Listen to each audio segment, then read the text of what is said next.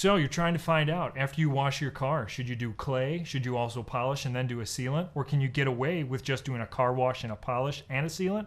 Or can you skip all those steps and just go car wash right to sealant? Well, today we're going to find out the effect on a daily driver. In this case, it's a 2008 Jetta with 2.0 turbo motor and the DSG transmission. It served terrific. It's got 134,000 miles on it, and the paint condition is actually in pretty good shape, despite having some of the common things that you would expect to see on a car that has never had a professional detail and has never been hand washed, believe it or not. I know, neglect.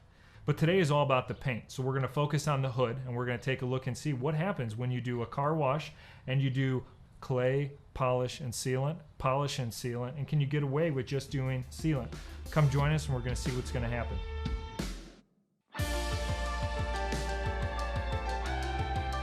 You saw the close-up of this Volkswagen Jetta's hood, and it's covered in dirt. It's filthy. So to reduce scratches when we wash it, let's first hit it with the hose water to lubricate the surface and remove any loose dirt. Good practice to work from the top down. Even just regular car wash soap is incredible at transforming the look. I mean, watch this dirt just disappear, and this deep, rich, black luster appears that I think looks amazing on this Jetta. You should always wash your car in the shade, but we are in full sun, so you can really see what's happening on this black paint. During filming, I was blown away how good it looked at only a few feet away, but you've probably experienced this too. Then you look up close and you see these scratches, maybe even swirl marks, damage from bird droppings, and there's another one on the left. It's frustrating. So how can a car look so good from a few feet away and up close look so bad? So on this daily driver, let's see what the best option is after washing that doesn't require a rotary polisher or a dual action polisher to get the best look in the least amount of time. This is a new clay bar, and I'm using soapy water as the lubricant and a lot of it. The surface was rough at first and became very smooth after only a few passes, using just a very light touch. And afterwards, applying some water to remove any debris. Next, we're polishing by hand.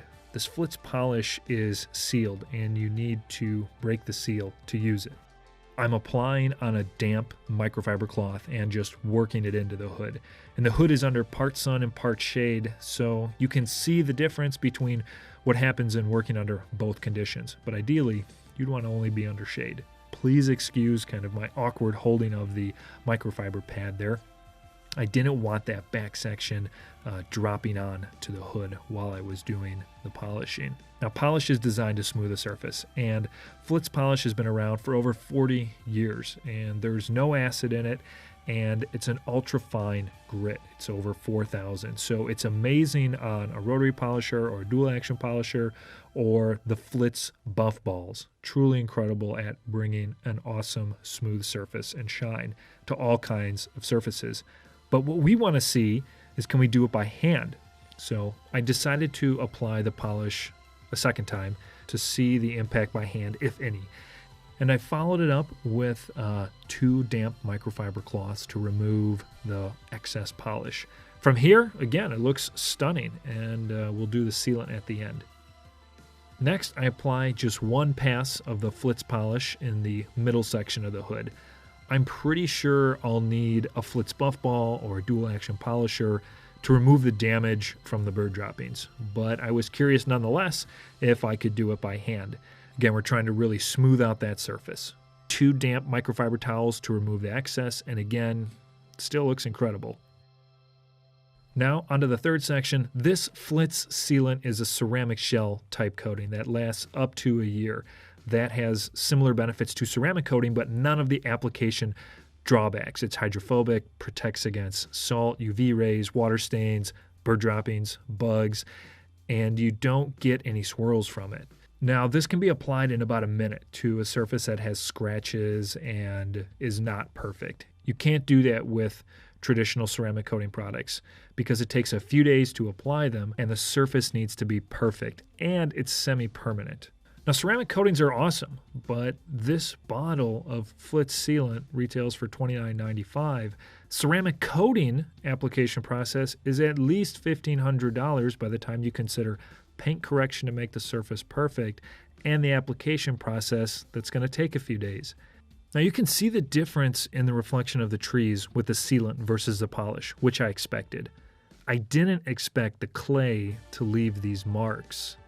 In fact, it looks worse after using the clay bar. Probably because it's the first clay bar treatment on an 11-year-old car and really deserved paint correction with a dual action or rotary polisher or a Flitz buff ball. So let's apply the sealant to the rest of the hood.